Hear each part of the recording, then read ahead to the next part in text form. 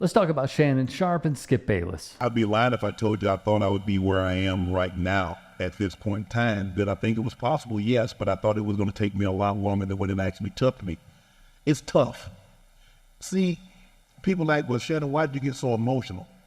Because if you knew what I put into that job, you would understand it. Sharpe would sit down and get candid with the Black Money Tree's Jerome D. Love in an interview. You see, the greater the expectation, the greater the hurt when it doesn't work out. Yeah. And I poured so much into that. I gave up everything.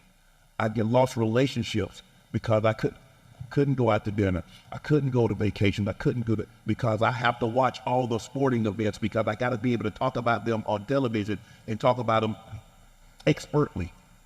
So it cost me a lot. Quick break in the action here. This is a component that many on the outside looking in do not grasp. Yes, this is a career that is at times very fulfilling, at times very satisfying, and honestly, I don't think any of us would trade it for the world. But it does come at a cost. And Shannon is right here. He'd also go further. I believe I could be where I am today, but I just thought it was going to take me a couple of years. But to say that it didn't hurt to leave, because it did, because of what I put into that. Yeah. And that's why it hurt. See, the greater their expectation, the greater the hurt that comes along when it doesn't work out. That's why parents get upset when your kid doesn't fulfill what you have expected of them. Yeah. It hurts you more. It hurt me to lose because I had put so much into that job. And so now I look at it and say, now I'm no longer talent. You can't fire me from Shay Media because I own it. Yeah, yeah. You can't fire me from Night Camp. You can't fire me from Club Shay. I own it. And so that's the way I look at my business now. You're going to be my partner. You're no longer just going to cut me a check to do something. We're in partnership. Let's just quickly go over why it was so hurtful, as Shannon astutely puts. In December of 2022, do you remember this? When discussing Tom Brady having one of his worst career games, of course with the Tampa Bay Buccaneers, Skip Bayless on Undisputed made it quite clear that even on his worst day, even in his worst career performance, Brady was better than his co-host, his running mate, a winner of multiple Super Bowls, and an NFL Hall of Famer, Shannon Sharpe. Sharpe would rebuke his co-host, saying, quote, "See what you do, you take personal shots. You would take a personal shot at me. You're willing to take a personal shot at me to say this man, Brady, is better than me because I say he's playing bad this year." It was a low moment. And it didn't necessarily, in my view, feel theatric, but more so authentic and revealing. There would be more. There was Bayless's tweet on Hamlin. Who could forget? It quickly went viral and felt almost intentional in the sense that he wanted to have his name trending right alongside Hamlin's, no matter what the take is. We've also learned this from former co-hosts of his, former employees, co-workers rather, of his, that he pays attention to this stuff. Shannon Sharpe would be a no-show for Undisputed the next day. It was a massive move. Bayless was feeling the heat, likely needing the show to argue about a bevy of other topics to simply shift the attention, but he ended up hosting the show solo. And then when Sharpe came back the next day, it led to this awkward moment. But I didn't want it. Well, time out. I'm not going to take it down because I stand by what I tweeted. Skip, let me finish. All right, okay. Go ahead. No, you go. Go ahead, let's go, Jen. Okay. I mean, I cannot even get through a monologue without you interrupting me. Well, you could have came back, Skip. Well, I thought, Skip, just let. I didn't know you were going to bring up No, this. I was just going to say, Skip, I didn't want to yesterday to get into a situation where Hamlin was the issue. We should have been talking about him and not get into your tweet. And truth be told, it would only get worse. That's what I was going to do. But you can't even let me finish my opening monologue without you interrupting. Okay. I was under the impression you weren't going to bring this up because nobody here had a problem with that tweet. No, clearly the bosses wanted you to offer explanations, so clearly somebody No, they had a did problem. not have, nobody. Let's go, Jen. Front Office Sports would then go on to report that the relationship just kept deteriorating and it hit, quote, an all-time low. Sources also told the outlet Bayless had few allies left. And this is something that Matt Barnes would even speak on. Allies and also enemies. I just feel of late he's been very, very, very disrespectful and out of pocket, and that's normal, but he's been that way to Shannon. And you can see Shannon bite his tongue. You can see him, do deep breaths from not jumping across that table and wringing that man's neck. But I think Skip's day is coming. And it may not be from a firing standpoint because, we know white men in this profession can kind of get away and do with, what they want. Just is what it is.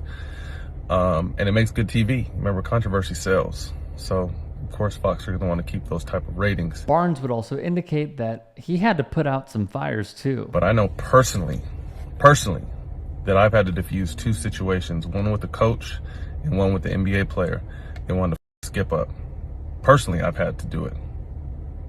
One was this year, one was last year. But personally, I had to reach out to Unc and set up a conversation for people who wanted to Skip up. But, luckily cooler heads have prevailed. But, I just see it's just gone too far, in my opinion. There were other reports that surfaced that, simply put, Shannon Sharpe did not want to be the kingmaker of the show. He didn't want to be the leader of the show. He wanted to be an equal partner in the show alongside Skip Bayless.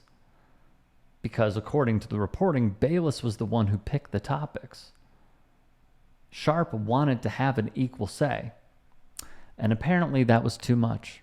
The nail in the coffin on Bayless and his tanking ratings would be this. From FOS's Michael McCarthy. It boils down to Bayless's ego and status. He'd write, virtually nobody wants to work with Skip Bayless. And in his heart of hearts, Bayless probably doesn't want to work with anybody outside of his brother from another, ESPN's Stephen A. Smith. Obviously, that ship has sailed. In June of 2014, Shannon Sharpe would leave Fox Sports and Undisputed. It was a tearful goodbye from the Pro Football Hall of Famer. Not long after, he would sign a deal with ESPN, and he would go to the rival show of Undisputed, First Take, where he is a daily, weekly fixture and covers many topics. Additionally, Fox Sports did not retain the rights to his Club Shay Shay podcast. He took that with him as well. Shannon Sharpe would launch Nightcap with Chad Ochocinco. They've already grown to 1 million subscribers. To say that Shannon Sharpe is winning is a severe understatement, to say the least.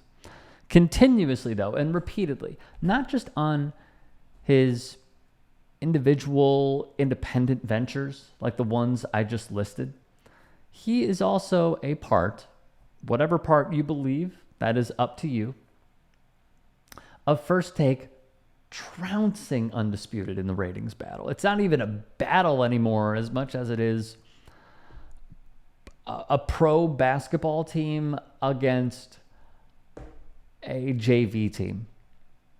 The ratings are porous for Undisputed. Porous.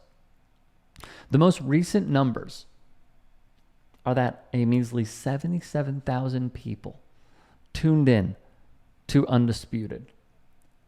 Incredible. My final thoughts are this. First off, Shannon Sharpe and his honesty on the subject is welcome. Because there are many of us in this industry who take chances. And when we do take those chances, obviously we want to see it pan out and we want to have success. That's not always the case. We did think that this had longevity until the curtain started to get pulled back. And I believe in my heart of hearts that Shannon Sharpe thought that this was going to be his jam for many years to come. Instead, it ended rather abruptly because as he has given interview after interview, he just couldn't take it anymore. So to see him, my words, in essence, graduate from what was troubling, somewhat toxic, to launching various media ventures and being given a huge microphone on ESPN's First Take has been quite the ride and really, really interesting to say the least. Not just for the consumer, but also for us in media.